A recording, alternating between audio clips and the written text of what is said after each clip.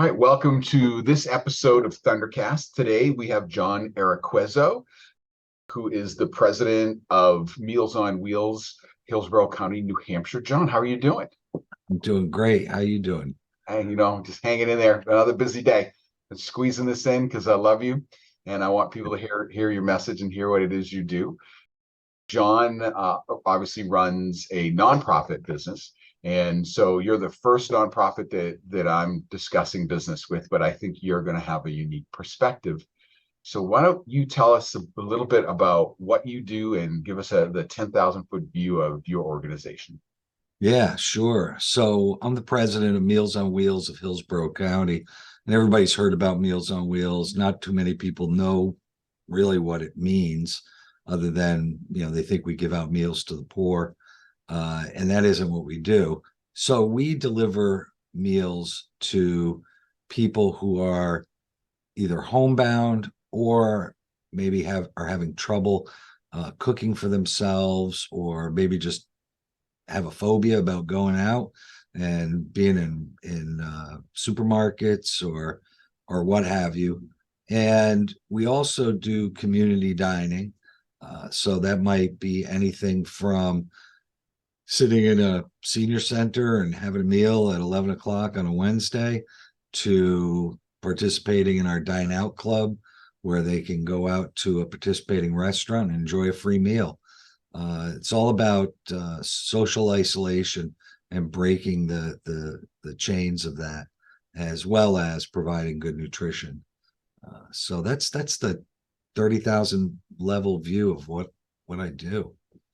It's a lot too. So you, like I said, you are the first nonprofit that I'm doing this with, and it is a business, right? And it's still, as we discussed earlier, it has an income stream. You have employees, you have to make payroll, you have to buy product, and you have a customer base, but it is entirely a different animal than the standard for-profit business model. Why don't you tell us a little bit about that? So there's lots of stuff that is very similar to a for-profit. I've got a budget, I've got payroll to make, bills to pay. I have a product to sell. Although I'm not selling it to individuals, the service is free. I've got to sell it to the state. I've got to sell it to the cities and towns, local communities that fund us, that give us donations. I have to sell it to legislators. I'm constantly selling. This is what we do.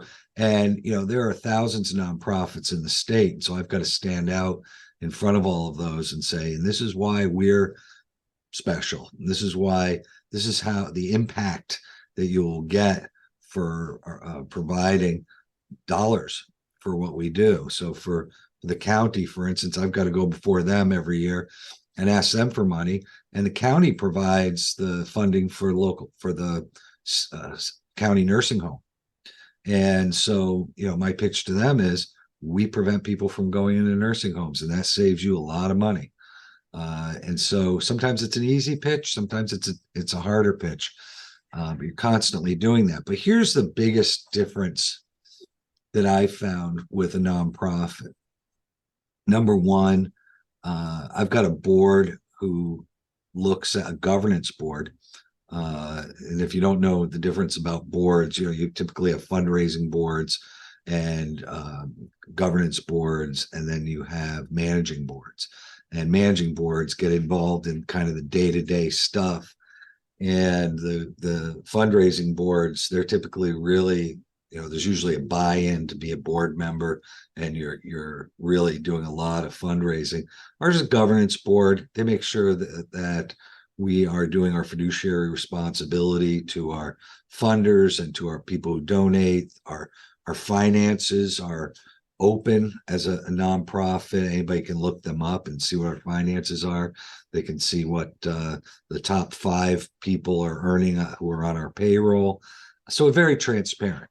And then the other thing, and this is the biggest difference, I think, which I think you and your audience will find interesting, with for-profits, if you've got your own business and you want to take 50% of your income and invest it in some big event that you think will generate a lot of revenue for you, you can do that with your own company.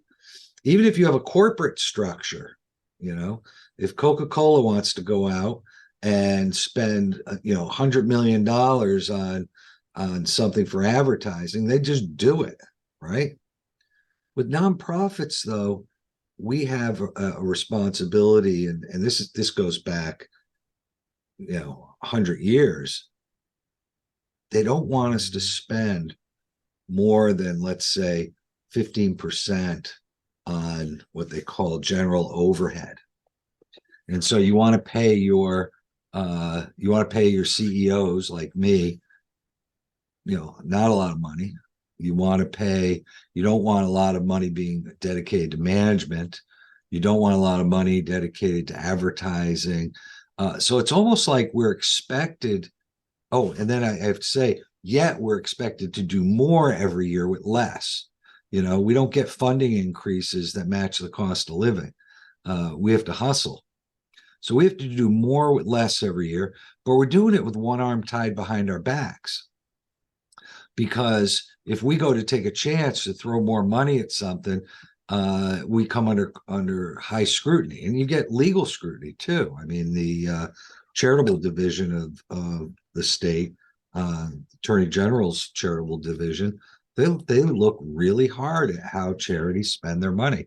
So I think that's probably one of the most interesting and compelling differences of a nonprofit to a for-profit. There's a lot. There's a lot. So even I didn't realize that there was 15% that limitation was there. I knew there was a limitation. I didn't know it was that low. And it's not a hard limitation, but if I start going up to 18 to 20%, a couple things are going to happen. People who write grants to us are going to look that up and say, you know what, they don't give it, not enough of the money I'm going to give to them is going to go directly to the charity. I see. And if the state looks at it, they might say, gee, you're not really being good stewards of your money. You become looked at. And for some, I think you could even come under fire quite a bit if the media gets a hold of it. Look at how much money they're putting into marketing, or look at how much money they're paying their CEO. I mean, look at this. I remember years ago, the CEO of the United Way, and this was back in the 80s, was coming under fire for making, I forget what it was, maybe it was the 90s, like $500,000 a year. Right. And it was terrible. Look at that. Well, wait a minute. This person runs or oversees all the United Ways all across the country. And why wouldn't they be paid for their experience, commensurate upon their experience and the job they can do? Right. But for some reason, we all have to have poor wages. Yeah, no, it's tough. And I was just thinking of an example similar to that. There are some charities that you can look up, and you can see how much of the money actually goes to the charity that they are the people that you're trying to benefit. And some of them are I'm not going to name any, but some of them are really, they seem like thieves, because 90% of it never makes it to the people they say that they're helping. Yeah. And so I understand the need for transparency and the need to balance that. So but no, you guys are fantastic. That's not what you do at all. So given those limitations, my next question was going to be, what is the biggest challenge you've ever had to overcome? I guess, financing notwithstanding, running a nonprofit. Well, in all my years in a nonprofit, it's always been the staff and not the mission. So in all my years, the most difficult thing to deal with has been, either a boss that was horrible. I used to call them, say that they went to the Larry Tate School of Management, and people, especially, Gen Zs don't know what that means. And I go, there was a show called Bewitched on TV, and Samantha and her husband Darren were at home, and who would come in on a Sunday but Darren's boss, Larry Tate, just barge in the house on a Sunday, demand a drink, impose on the house, He was the worst boss ever. And a lot of people, and I've come to find this out through my career, a lot of people don't have good mentors for leadership or bosses, and they don't know how to be good bosses. And so they learn on TV. Another throwback, the Flintstones, Mr. Slate, you're fired, he'd say to Fred Flintstone every time, or he'd take credit when good things happened, and he would pass on the blame when bad things happen. I mean, these are really things. I mean, I don't know, you could probably see it in The Simpsons. I'm not all caught up on the latest stuff, but I'm sure it resonates in lots of different media, the bad boss, but you don't see the good boss, Right. because the good boss isn't funny. The good boss isn't outrageous. Right. I'm laughing at your examples because they're before I was born, and you're one of the first people I'm interviewing that's actually older than me. So I feel, somewhat relieved. Yeah. Yeah, no. So that's one of the things we talk about a lot is mentors and personal growth and stuff like that. So I think that's really good advice, because a lot of times people will ask me, how do I start a business? Well, I can tell you how to start a business, but I can't tell you much about a nonprofit. So maybe you can enlighten us a little bit. Like if someone wanted to start a nonprofit, what is the process? You know what? My wife told me a while back, she goes, you do such great work, John. Why don't you start your own nonprofit? Right. It's so, well, on one hand, it's easy, start your nonprofit, but to start it and make it successful, I mean, you got to go through the grind. And maybe my expectations are too high, because I always want to go to point A to point Z, as fast as possible. And I'm my biggest critic. But you get a lawyer, they'll help you come up with articles of incorporation. I did start a nonprofit 3 months ago. It's a sub corporation nonprofit. So, it costs you about $1,200. They fill out the paperwork. Boom, you got a nonprofit. Then you have to have certain requirements that you have to meet to maintain that nonprofit. You have to file public reports. You have to do certain filings every year, certain filings every 5 years. Best thing to do is go on the New Hampshire Center for Nonprofits.org.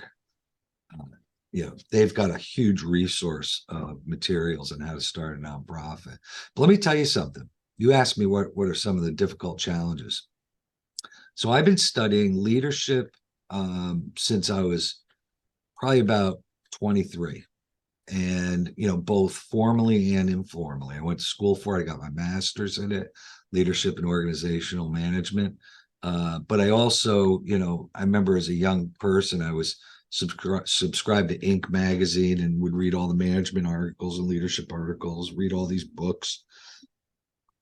And I did it because I had a belief that there was a better way to work with people. And I was constantly bombarded with people that were just really bad people. Now, you own your own business, you can get rid of those people. But if you're part of a large nonprofit, it's like, well, so-and-so cares, I don't want to get rid of them, or, there's always some kind of thing that goes on. And so that's always been the biggest stumbling block. It's like you're working against other people to achieve your mission.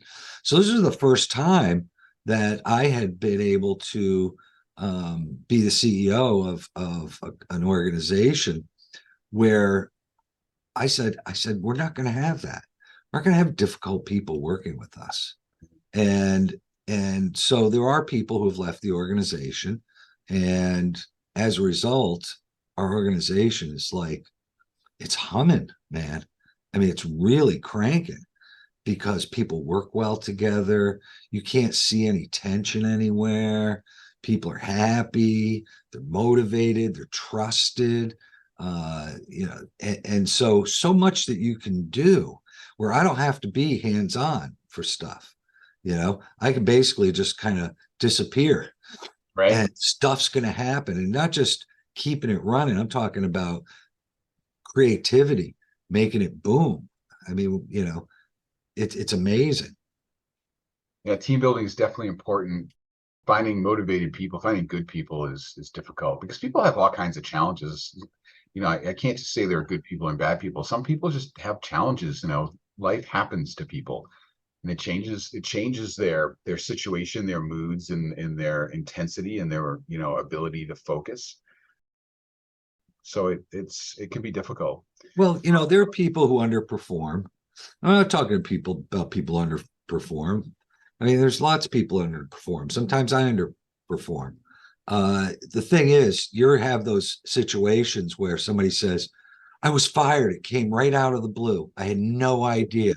You know, that should never happen in an organization. If somebody has to depart the organization, you know, you should be having conversations with them about it. Be honest. Hey, you know, I was really questioning why this happened. Oh, you know, I messed up. Was this going to keep happening? You know, you got to have that ongoing dialogue. So when it is time to leave, either the person resigns because it's like, hey, man, I'm dragging the organization down, or you when you finally let them go, they thank you. They thank Right. you for all your support over the years, and they leave on a really good note. I mean, that's the way it should be. But we're so afraid. We build stuff up in our minds, right? Like, you know, if you were working for me, Doug, and I had to criticize you about something, the typical thing that you would do is say, oh, I'm going to talk to Doug, and I'm going to, you know, I'm working out in my head. I'm going to say it this way. I'm going to say it that way, going over it a million times. And at the same time, I'm thinking negative. Doug's going to get mad at me. Doug's not going to be my friend anymore. Doug's going to, you know, talk about me to other people. I'm thinking all negative stuff. So now I'm building all this up inside. And when it's finally time to talk to you, Doug, either I chicken out, right, and keep putting it off, or when I talk to you, I'm nervous.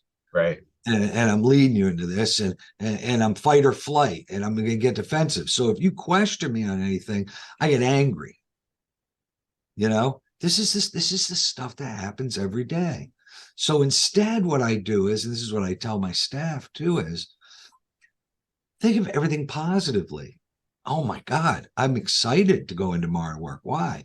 Because I get to talk to Doug about what happened on Tuesday. And I know that Doug's going to appreciate it because Doug wants to do a new job, and all he wants is feedback so he can do a better job. And I trust Doug. He's going to do a great job because I know Doug wants to do a great job. And you know, and when you do it in that mentality, you come in relaxed. It's not a big deal. Yeah, you could be my new personal cheerleader. I like the way that sounds when you phrase that. It's, you know, it is, everybody thinks that way. The worst thing that's going to happen. It's the worst thing that's going to happen. And that's what builds up in your head. It's a terrible thing. It's a terrible thing. I always think about the positive outcome. So, And you know, when I'm doing one-to-one kind of things, or I'm managing a difficult situation, I also think about the worst outcome. Like when my staff says, "Hey, we want to send the new van out to be to the dump," and I go, "Well, what's the worst thing that can happen?" I ask them. You know, I try to get them to think critically. But this is different. This is about you and your emotions and what motivates you and what prevents you from doing things. right. Right. So I have a follow-up question because you just gave me so much information. So what was, you know, I guess to the degree that you could ever talk about it without mentioning names, what was the most difficult conversation you've ever had to have with a worker or employee? How'd you resolve it? Wow, it's a really good question. I've had a lot of difficult conversations. I'll tell you about two conversations. I'll tell you about the first one that I had, and I was probably about 24 years old. And I'll tell you about another one. So I was running a group home, and I had to fire somebody. And I told my boss, I said, I've never fired anybody before. And he says, don't worry, I'll be there. This will be fine. And so here I am in a group home. Nobody's around. The guy walks in that I got to fire, and he is like a 6'2" redneck hillbilly bruiser, you know. And he sits down and he's like, "What's up?" I said, "Listen, I got to talk to you about something. You know, I got to let you go. You know, just get to the of it." He slammed his hands down on the table. He started yelling at me. And I don't know, and I'm freaking out inside. I'm like, oh, this is going so bad. I just jumped up and I said, hey, if you don't knock it off right now, I'm not talking about this anymore. And he shut up and he sat down. And I just looked at him. Like, are you done? Yeah, I'm done. Do you want to know why I'm letting you go? Yes, I do. And then we talked about it. But that was scarring for me because I'm like, I wasn't prepared for it. I was let down. I didn't have the tools. It was just really bad. But difficult conversations that I've had with somebody. I had a conversation with my boss. That was probably the most difficult one, where I had to tell my boss that they should resign. Wow. That was the most difficult one. I worked for a place where my boss was looking into our garbage to see what kind of garbage we were producing, would come in on our conversations, and we would have to make up what we were talking about. It's like, well, if so-and-so comes in and asks us what we're talking about, what are we talking about? Oh, we're talking about the quarterly reports. Okay, so how was your weekend? Because you got to do soft stuff at work. You can't just be all work. But this person would just come in and break in and say, what are you talking about? Oh my God, if we were talking about the beach, we'd get in big trouble. And I remember the distrust, the focusing on stuff that just didn't matter. It was really tearing the organization apart. People hated it. Can you imagine working somewhere where you're not trusted? Yeah, been there. Oh my God. So nobody would speak up. So I spoke up. And I said, you need to resign. And I'm not going to get into specifics because, Understood.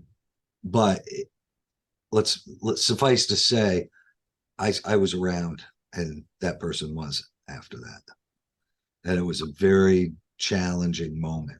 Wow, there's so many questions I want to ask. I remember the first time I had to fire somebody. I was a kitchen manager. It's a long time ago, early 90s. And the general manager came in, said, yep, so and so, they're gone. You tell them. See you on Monday. Oh It's boy. like I was like I didn't really get much, except I didn't get why. So I had to sit this poor person down, and I was really young, and I Yeah. was terrified. I was Yeah. shaking, I was nervous, and there was crying, and it, Oh, and I had no recourse. Like they couldn't fight it. It's like this came down, wasn't my decision. And yeah. yeah, so like again, you talk about really bad leadership. Yeah. It was terrible. So I guess when we look at leadership skills and this boss that you told you had to resign, I mean, that's like the prime example of how not to be a leader. It's micromanaging, it's Yeah. oppressive, it's creating stress, right? Abuse. It's Yeah. abusive. It's yelling at people publicly. I always know, and I'm sure you know this, is that you publicly praise people in your staff and you privately criticize them, privately. Yeah. And this person would do the opposite, and just publicly humiliate people. It's all the wrong things. Here's some of the things that I always hold on to very closely. Number one, money is not always for everybody the major motivator at work. Money is not always. Once you make a good enough living where you can take care of yourself and meet your needs and such, and you're not struggling, money is not the primary motivator.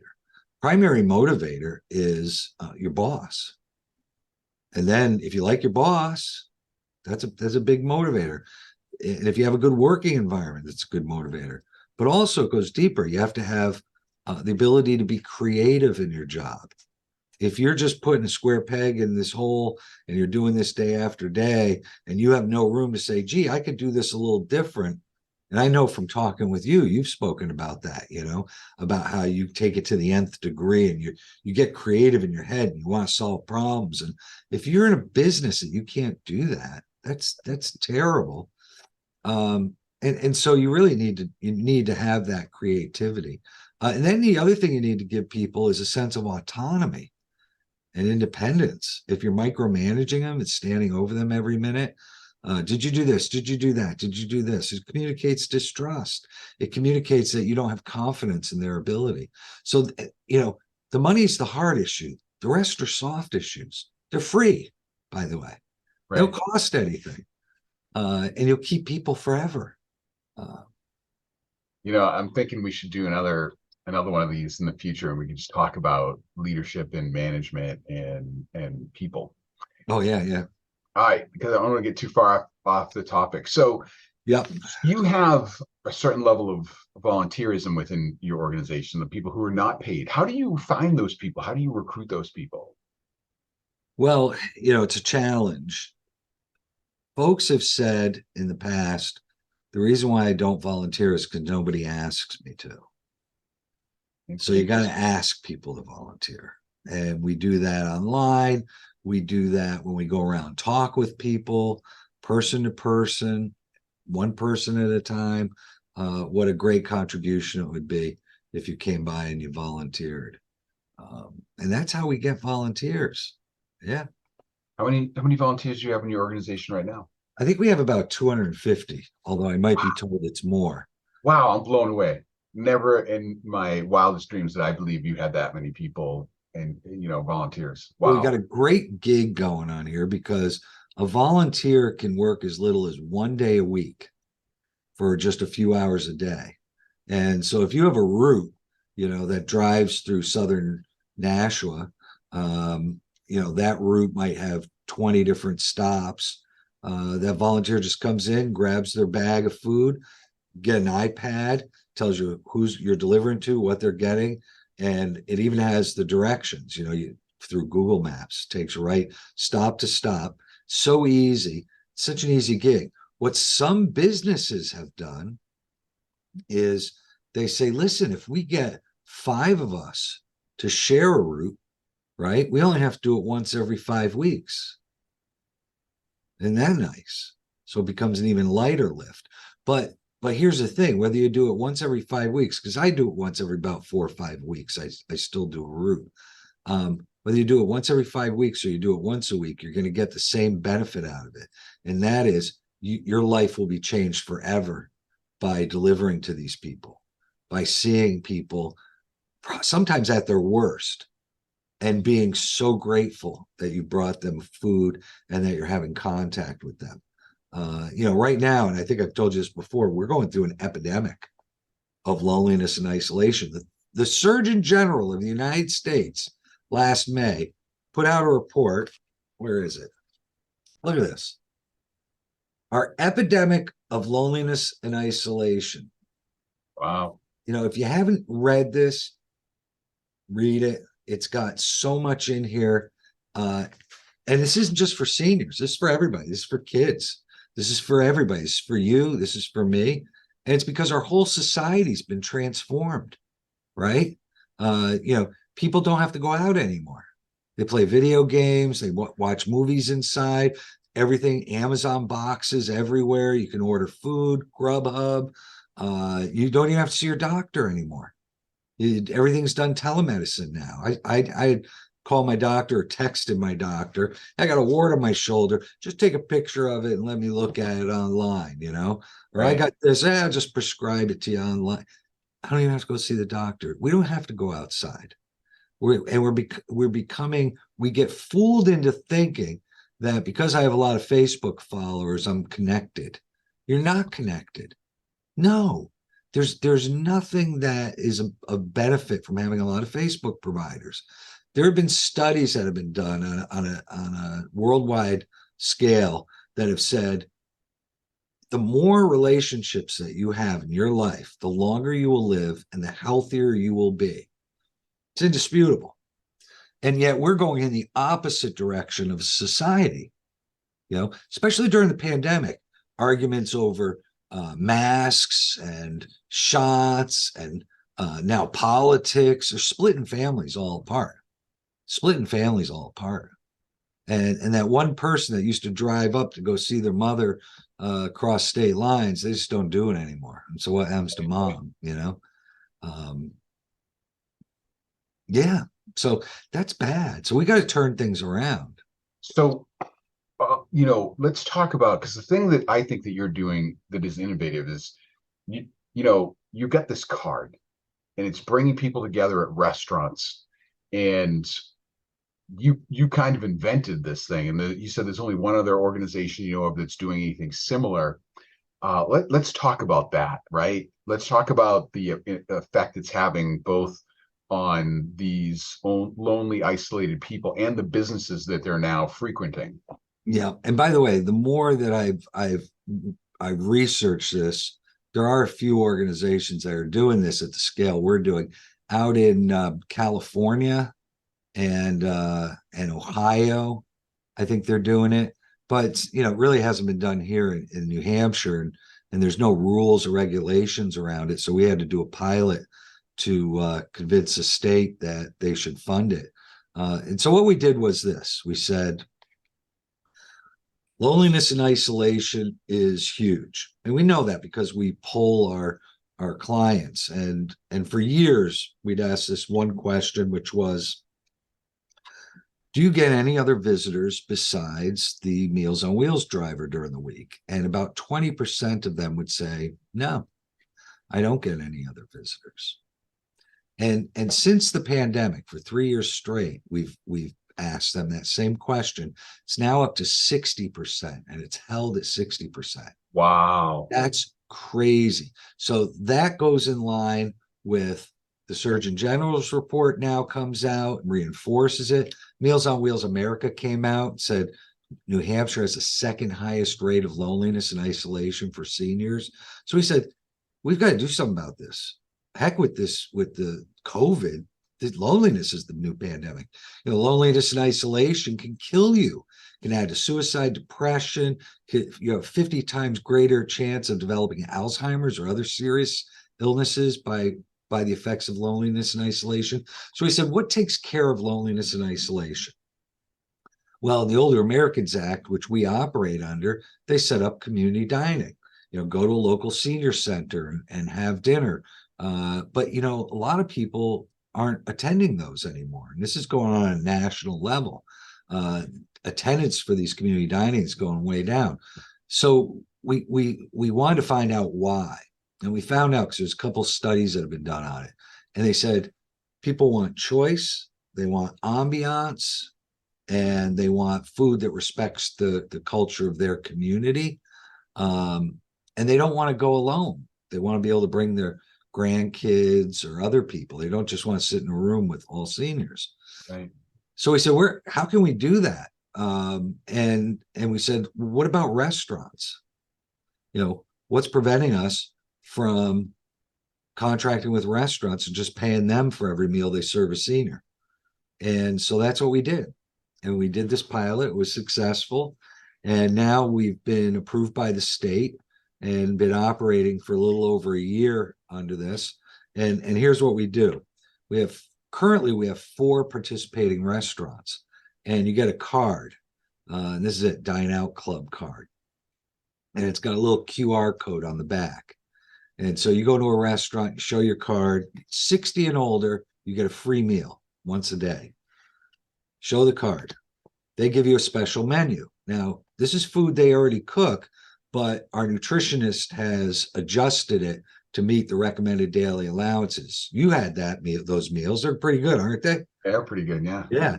And so you do that, and they give you your meal, and they give you something to drink, and it's free. Now, you should leave a tip.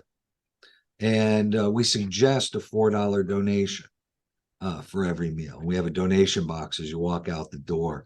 About half the people donate. There are some people that can't afford it. I had a couple veterans come up to me the other day and thank me for the program. And they just said, we don't donate because we can't afford it.